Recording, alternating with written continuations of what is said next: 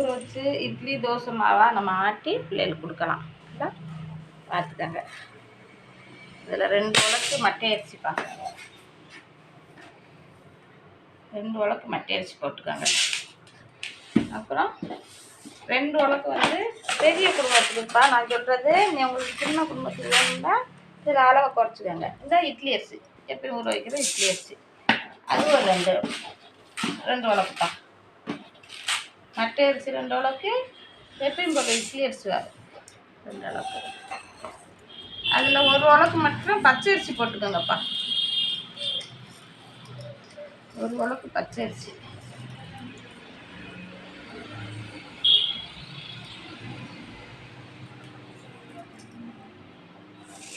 போதும்ப்பா.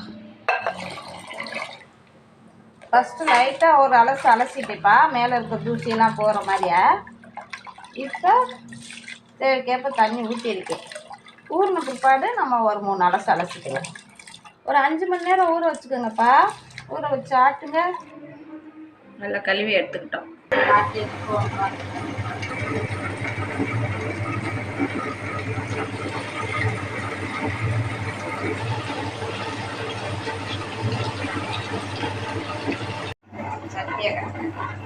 காய்ச்சிட்டு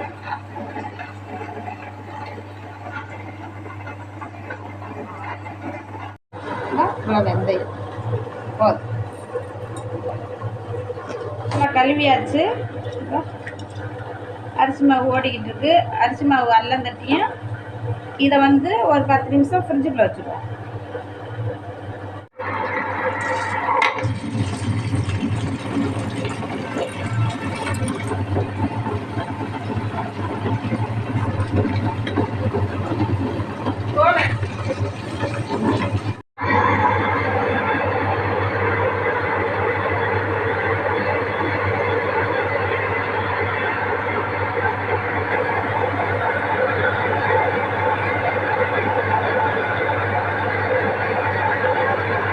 தேவையான அளவு கல் உப்பு போட்டுக்குருவோம்ப்பா. போட்டு ஒரு 8 மணி நேரம் கரைச்சி வச்சுருவோம்ப்பா.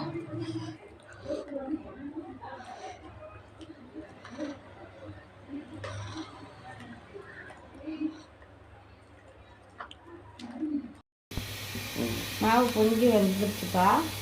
நம்ம இன்னி மட்டை அரிசி இட்லி ஊற்றிடுவோங்க.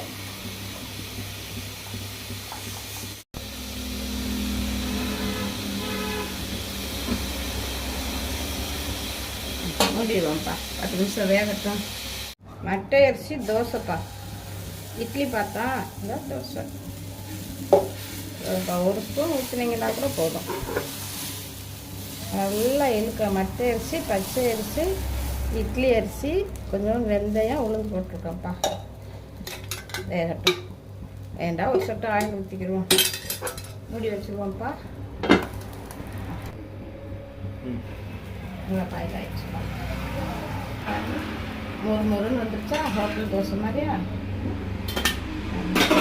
நல்லா பொண்ணு எடுத்து வந்துருச்சு. இட்லி எடுத்தாச்சுப்பா. ஆவி பறக்க இப்படி சாப்பிட்டா வந்துருக்குங்க.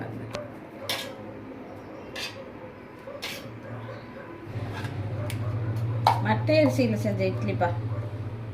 தேங்காய் சட்னி, அதுக்கு கொஞ்சம் தக்காளி சட்னி, கொஞ்சம் சாம்பார். சாம்பார் இருக்கும். எப்படி பாருங்க சாப்பிட்டா. சரிப்பா, செஞ்சு பாருங்கள். மட்டை அரிசி இட்லி ரெடி.